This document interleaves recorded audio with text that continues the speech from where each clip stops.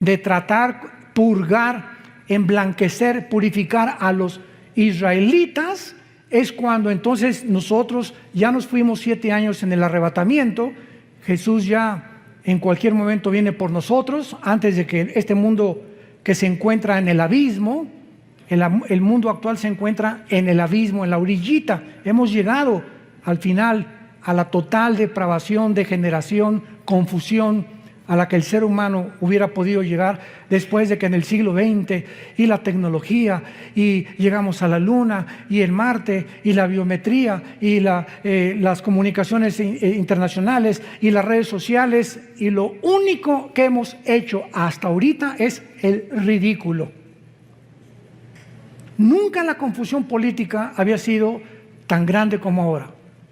Nunca con la tecnología que hemos alcanzado y con los descubrimientos científicos que se han hecho desde 1954, que se descubre la molécula del ADN por los doctores Crick y Watson norteamericanos, nunca, jamás habíamos llegado a tanta confusión científica.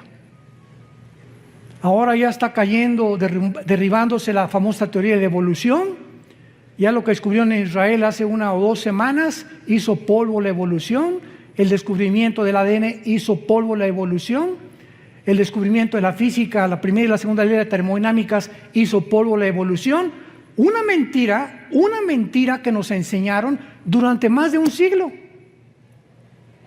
Y que se seguía y se sigue todavía enseñando en muchas universidades, que venimos de Chita, que somos el producto accidental de una evolución y que venimos de los animales, cuando la ciencia, la física, la biología, etcétera, etcétera, contradicen científicamente. Vamos a hacer a un lado la Biblia. La misma ciencia contradice que es imposible la evolución cuando descubrieron el ADN. Sin embargo, esto nos enseña que cuando una mentira se repite 100 años, se acaba aceptando como una verdad.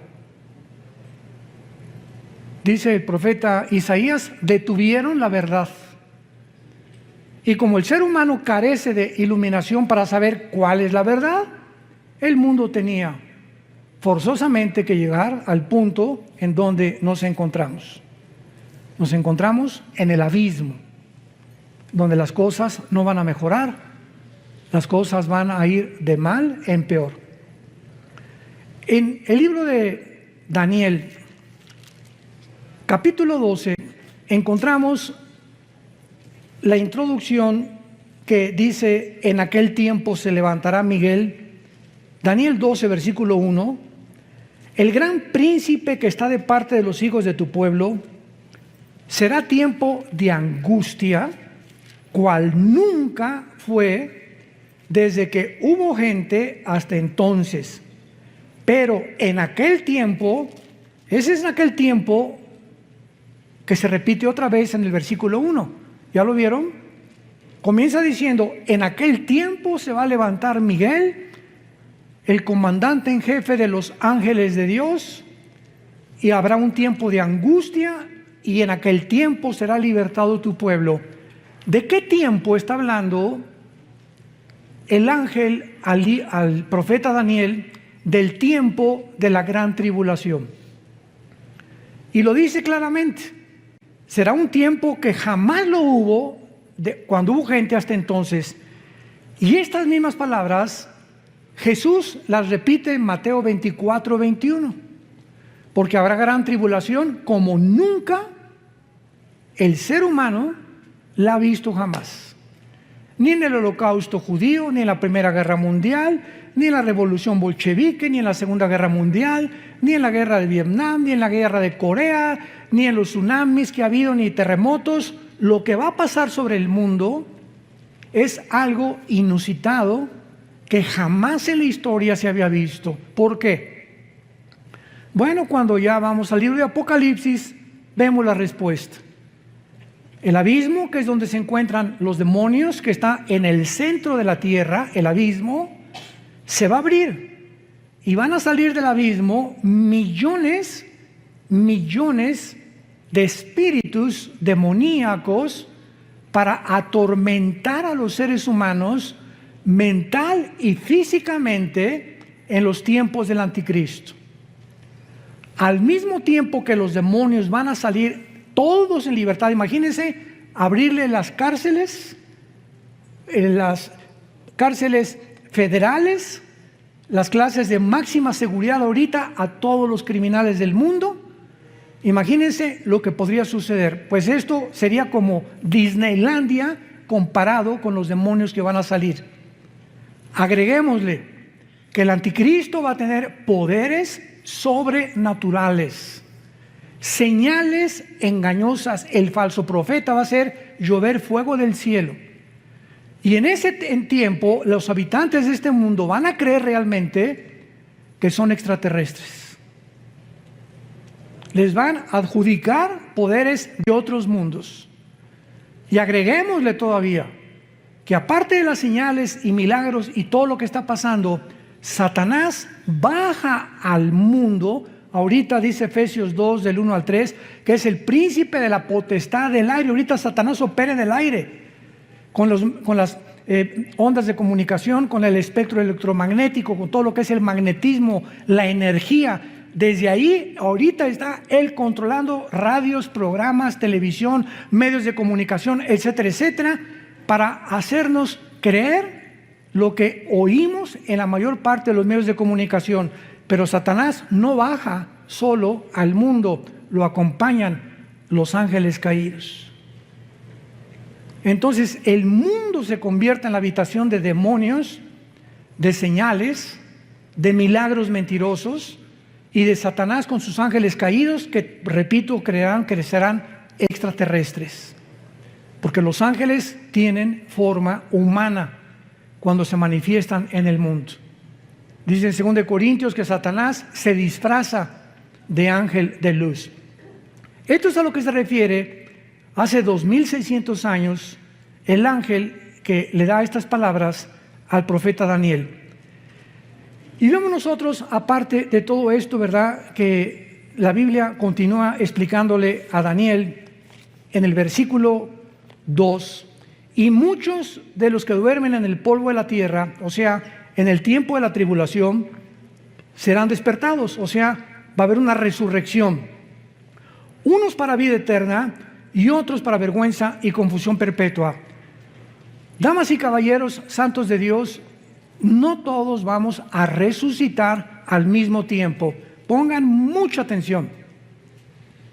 No todos vamos a resucitar al mismo tiempo. Va a haber la primera resurrección que Cristo menciona en Juan capítulo 5, y muchos serán despertados para vida eterna y otros para condenación eterna. Muy bien. En lo que se llama la primera resurrección están involucrados los santos del Antiguo Testamento y nosotros, los santos de la iglesia. Y la otra resurrección para condenación se encuentra hasta Apocalipsis 20, del 11 al 15, que se llama el juicio del gran trono blanco, donde van a resucitar los incrédulos o todos aquellos que rechazaron las leyes y los mandamientos de Dios.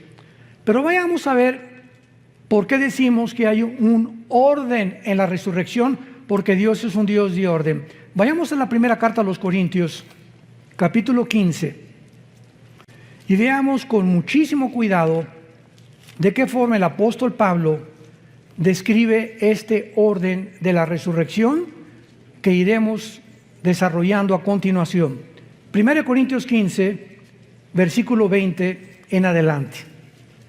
Mas ahora Cristo ha resucitado de los muertos, primicias.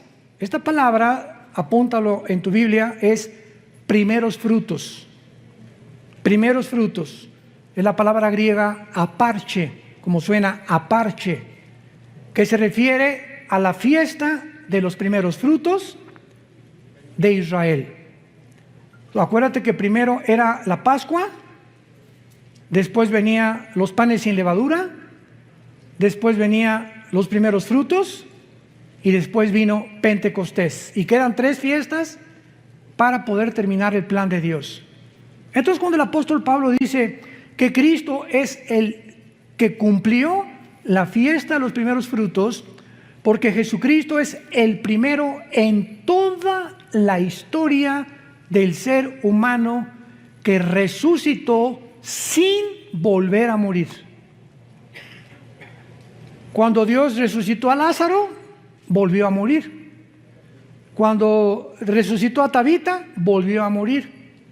Todos los casos de resurrección que encontramos en la Biblia volvieron a morir. Pero Cristo es el primero, por eso se le llama en Colosenses el primogénito de los muertos. Es el primero en su género, que lo significa primogénito, primo de genes, de su generación que seguimos nosotros, que resucitó. Muy bien. Versículo 21. Porque por cuanto la muerte entró por un hombre, también por un hombre la resurrección de los muertos. Porque así como en Adán todos mueren, también en Cristo serán todos vivificados. Versículo 23, lean con mucho cuidado. Pero cada uno en su debido orden. Y esta palabra tagma, que en el griego es orden, significa un orden de soldado raso, cabo, teniente, coronel, nos habla de que cuando hay un orden, hay, ¿verdad? Primero después el segundo, el tercero, el cuarto y el quinto.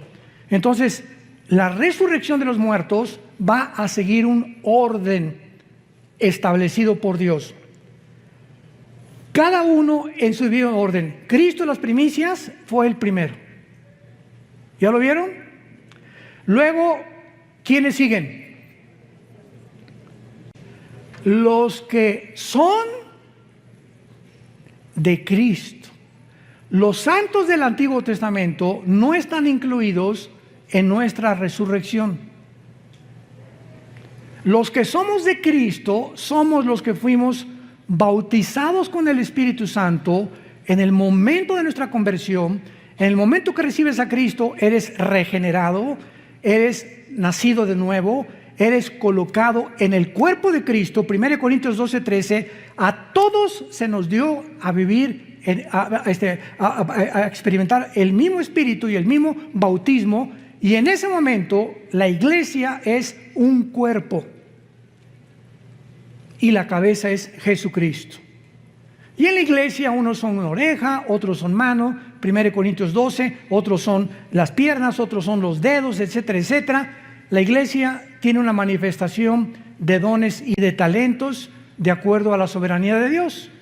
Y en la iglesia hay apóstoles, ¿verdad? Hubo profetas, pastores, maestros, etcétera, etcétera. Hay diferentes ministerios que reparte Dios, diferentes dones, etcétera, etcétera. Pero todos los que desde Pentecostés hasta nuestros días, cuando venga el rapto, vamos a resucitar.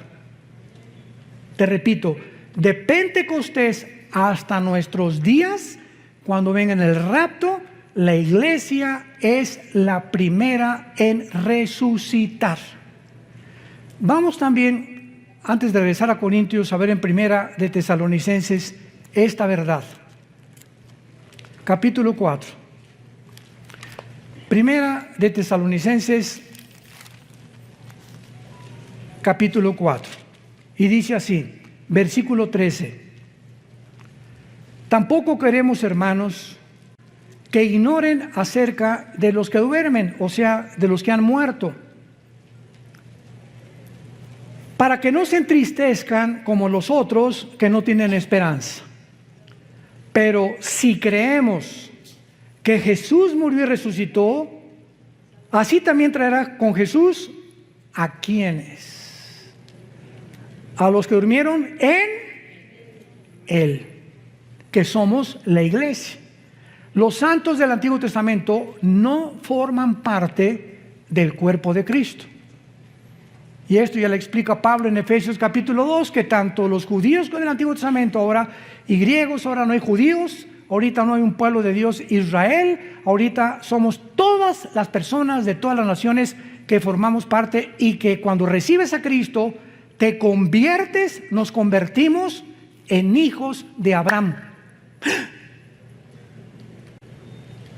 Entonces puede venir ahorita un judío y decirme, yo desciendo de Abraham, y le contesto étnica y terrenalmente y genéticamente, porque eres judío, desciendes de Abraham, claro, fueron lo que los fariseos le dijeron a Cristo, somos hijos de Abraham.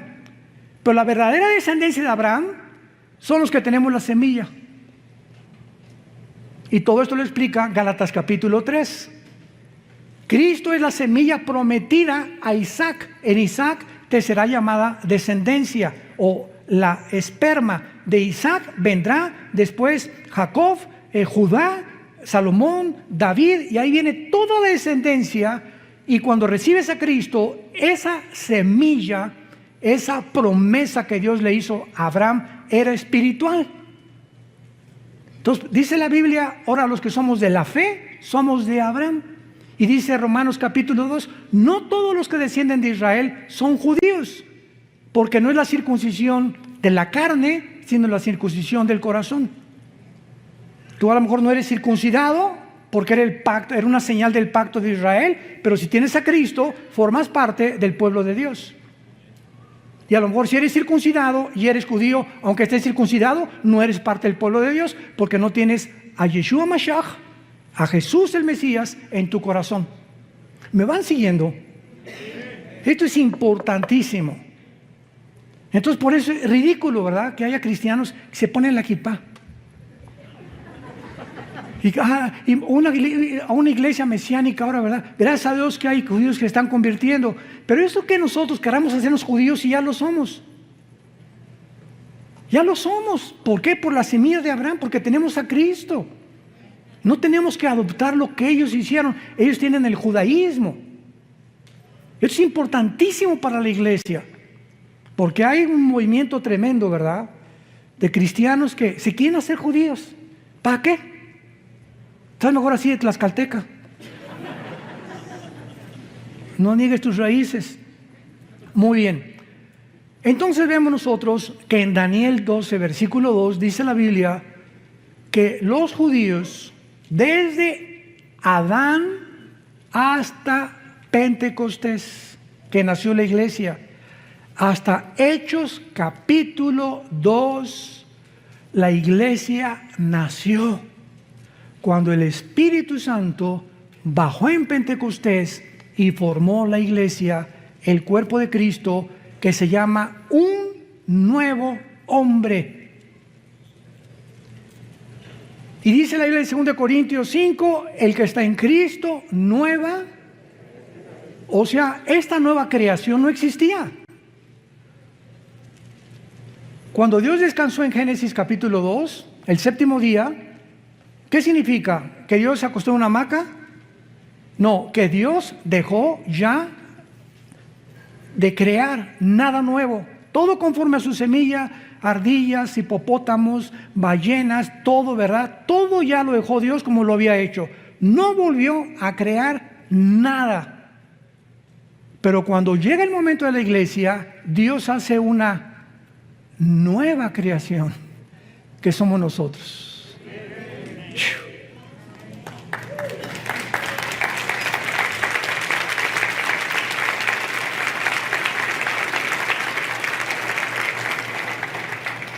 ¿Y este hermano por qué no guarda el sábado?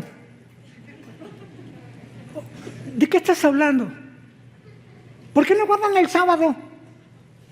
¿De veras? ¿Tú nada más guardas el sábado? Yo el sábado, domingo, lunes, martes, miércoles, jueves, viernes. Yo guardo 7 días a la semana. Porque el sábado fue dado a Israel. Ahora en la iglesia se nos da el primer día, que es el domingo. El primer día de la semana Cristo resucitó, el primer día de la semana vino el Espíritu Santo, y los apóstoles comenzaron a reunirse ya no el sábado, sino el domingo, para que viéramos la diferencia de las dos entidades. Una es Israel, otra es la iglesia. No las confundamos. Ahora, Israel era la esposa de Dios y se divorció. Dios está divorciado ahorita de Israel. Nosotros somos la novia de su Hijo. 2 Corintios 11, del 1 al 3. Desposados como una virgen pura. Alguien me preguntó, ¿qué acaso tiene Dios dos esposas? Le dije, por favor, entiende la Biblia. Dios tiene hecha a un lado a Israel y va a regresar. Romanos 9, 10 y 11, va a regresar en la tribulación a purificarlos, purgarlos, y los que crean en la tribulación en Jesús pasarán al milenio junto con la iglesia nosotros. Pero ahorita Dios está divorciado. ¿Dónde dice eso? Vayamos al libro de Isaías.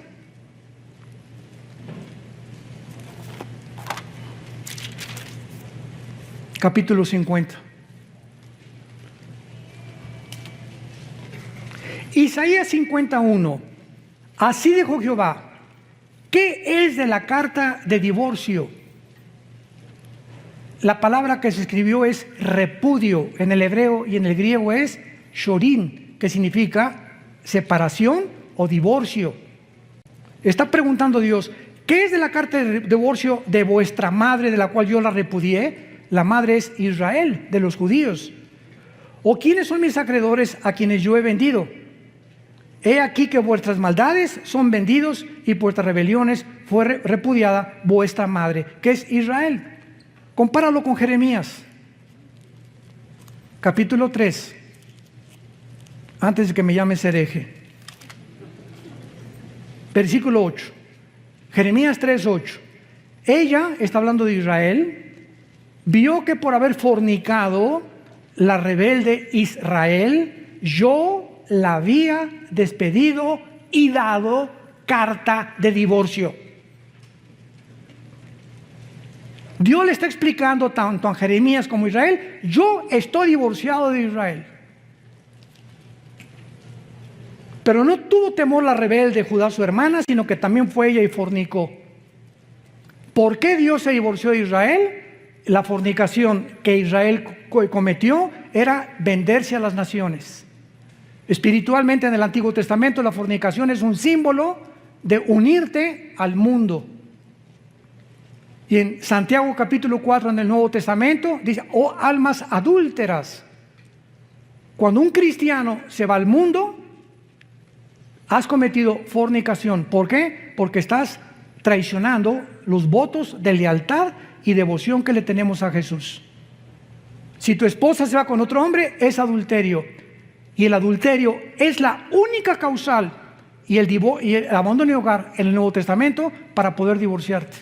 1 Corintios capítulo 7. Las mismas causales por las cuales Dios se divorció de Israel le pertenecen a la iglesia. Dios se divorcia de Israel espiritualmente, y en el Nuevo Testamento el divorcio físico, visible, terrenal, es si tu esposa se va con otro o tu esposo se va con otro. Es la única causal, no hay otra causal más que el divorcio y el abandono de hogar. Que te diga tu esposo adiós, dile: adiós, gavilán pollero. Bye bye, que Dios te bendiga. Y quién sabe si lo bendiga, ¿verdad? Bueno, entonces esto es importante, ¿verdad? El Dios del Antiguo Testamento está divorciado, y ahora nosotros, la iglesia, que somos un nuevo cuerpo, somos una novia de su Hijo Jesucristo. Qué grande demostración que la iglesia e Israel son dos entidades completamente diferentes. Porque hay enseñanzas cristianas donde mezclan y dicen: no, ya Dios acabó con Israel, ya no hay, la iglesia tomó su lugar, etcétera, etcétera. Y esto no lo enseña la Biblia. Dios le dice a Israel: adiós, ahí nos vemos. Y Jesucristo dijo en Jerusalén, cuando lo iban a crucificar el domingo de Ramos: Baruch Hashem Adonai Eloheinu, bendito me dirán el que viene en el nombre del Señor, hasta que Jesucristo regrese. Y los judíos, después de la tribulación, Apocalipsis 1:8, mirarán al que traspasaron. Romanos 11, 25 y 26, Israel será salvado. Hasta ese momento, la esposa que era antes de Dios se volverá a unir a su marido. Y seremos una sola entidad en el tiempo del milenio. Entonces, Dios no se ha olvidado de la esposa despreciada. Si esa esposa regresa y le pide perdón a Dios y reconocen a su hijo como el Mesías, Dios vuelve a renovar sus votos por el pacto que hizo con Abraham.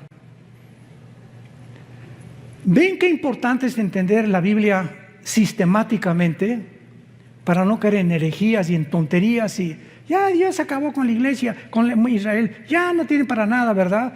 Claro que ahorita no tiene absolutamente nada. Cuando crucificaron a Cristo, dijo, ¿verdad? Dijeron los judíos, la sangre sea sobre nuestras cabezas. Y en ese momento la maldición vino sobre Israel, que se encuentra todavía esta maldición en Israel, menos en los judíos que han aceptado a Jesucristo como el Mesías y que forman parte de la iglesia. Pero en el año 70 después de Cristo llegaron los romanos, encabezados por Tito, el general romano, hijo del emperador Vespasiano, y arrasaron Jerusalén y no dejaron piedra sobre piedra. Y desde el año 70 hasta 1948, Israel no tenía templo, no tenía nación, no tenía absolutamente nada.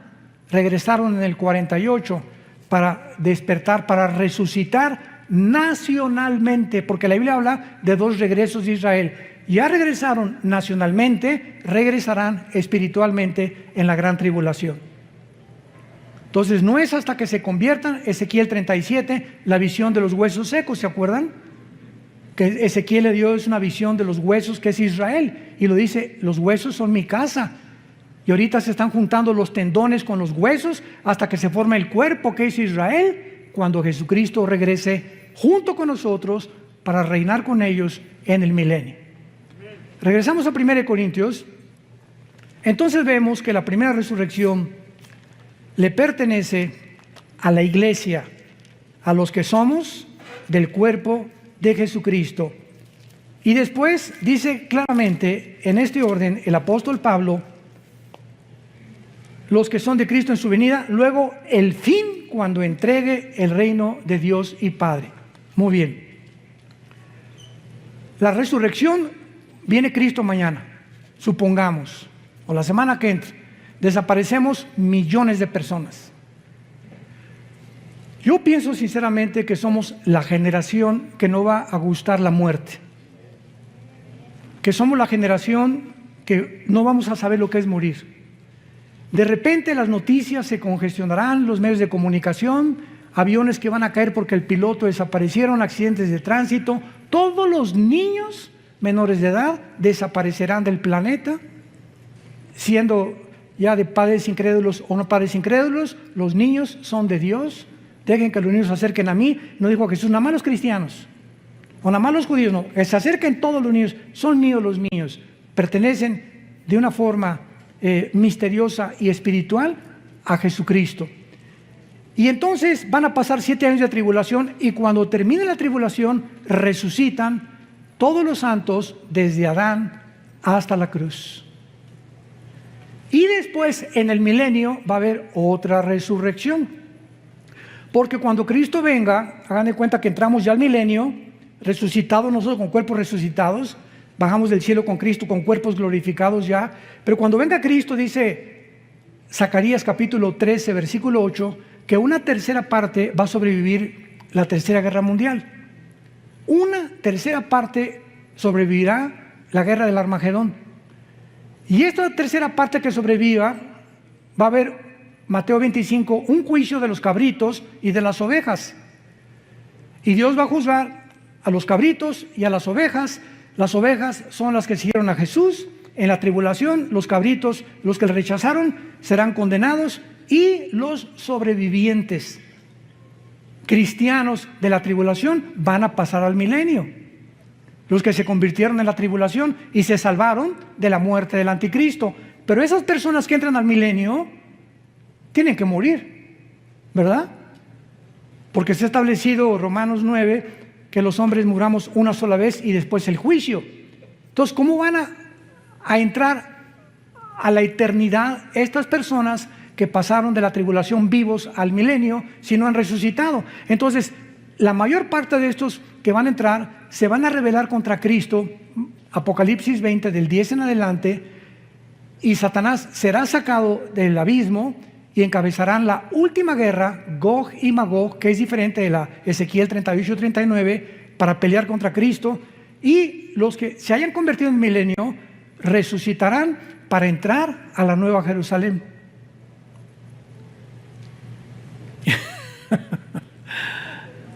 Qué maravillosa es la Biblia, ¿verdad? ¿No se han empachado? Le pido a Dios que me dé sabiduría y paciencia. A veces hablo muy rápido, y quiero irme así lo más despacio posible para alumbrar sus ojos a través de la Biblia. Y que ustedes puedan ver la luz así. Yo sé que a muchos les está entrando ahorita la luz. Y ese es el anhelo del Espíritu Santo. Muy bien, entonces después de nosotros viene la resurrección de los mártires que en la tribulación van a resucitar, que pertenecen a la primera resurrección de los santos. Vamos a ver, la primera resurrección es el rapto, los santos del Antiguo Testamento y los que mueran como mártires en la tribulación. Vayamos a Apocalipsis 7 y veamos los millones de personas que en la tribulación se van a convertir, y el apóstol Juan los ve en el cielo resucitados. Apocalipsis 7, versículo 9. Escribe el apóstol Juan: después de esto miré, y he aquí una gran multitud, la cual nadie podía contar, de todas naciones y tribus y pueblos y lenguas, que estaban delante del trono en la presencia del Cordero, vestidos con ropas blancas y con palmas en las manos. Las ropas blancas nos hablan de que ya estaban resucitados. Y clamaban a gran voz diciendo: la salvación, etcétera, etcétera. Versículo 13. Entonces uno de los ancianos habló diciéndome: estos que están vestidos de ropas blancas, ¿quiénes son? ¿Y de dónde han venido? Yo le dije: Señor, tú lo sabes. Y él me dijo: estos son los que han salido de la gran tribulación y han lavado sus ropas y las han emblanquecido en la sangre del Cordero.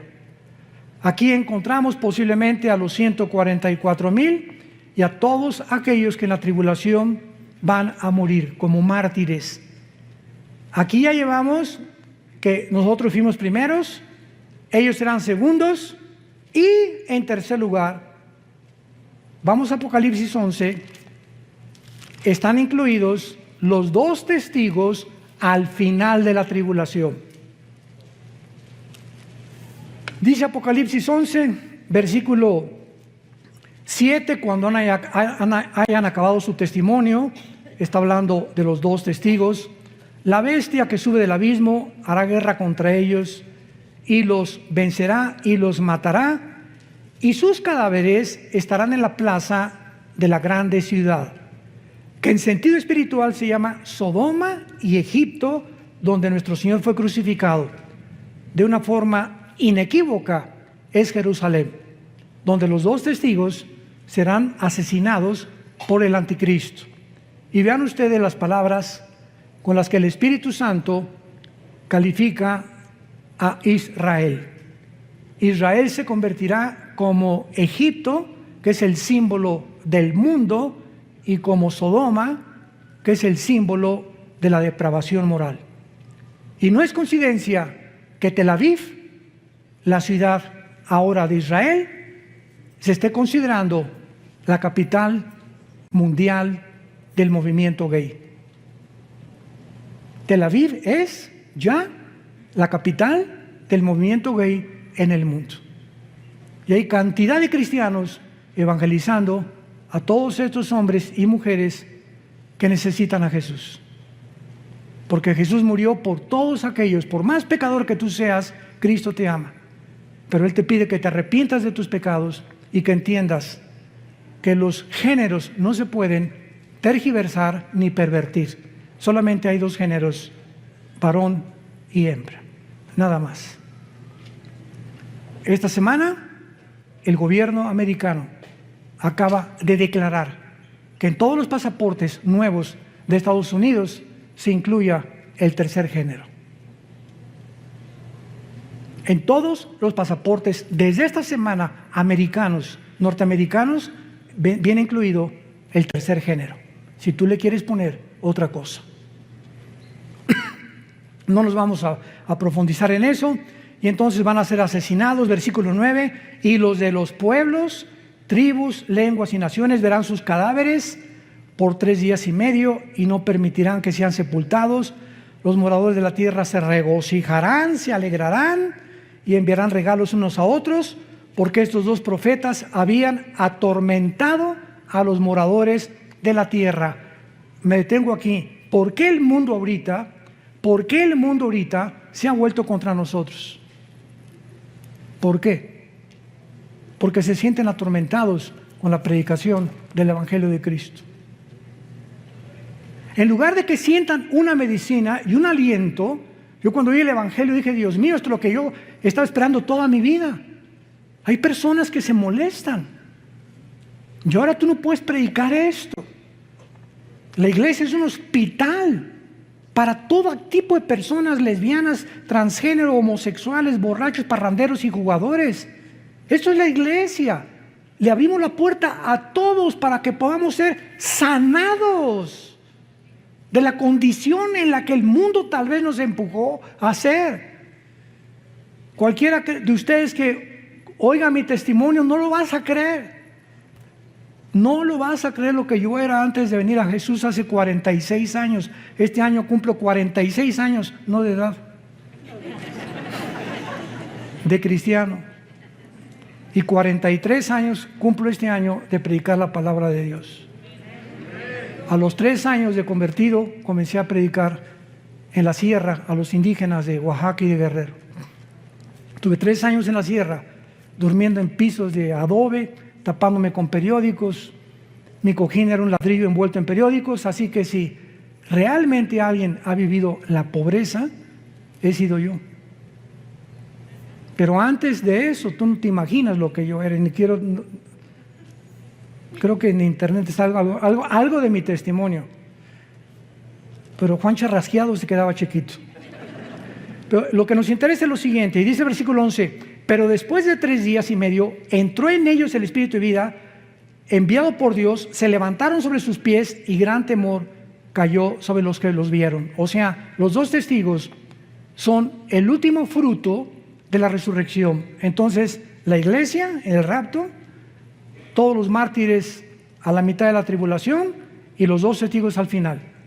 Y cuando Cristo venga, en cuarto lugar, los santos del Antiguo Testamento. Este es el orden que Dios ha establecido. Es un orden y no importa el tiempo que los del Antiguo Testamento van a resucitar después de la tribulación, nosotros primero, etcétera, etcétera, pertenecemos a lo que se llama la primera resurrección, que está dividida en diferentes tiempos. Y la otra, la única en la que tú vas a resucitar,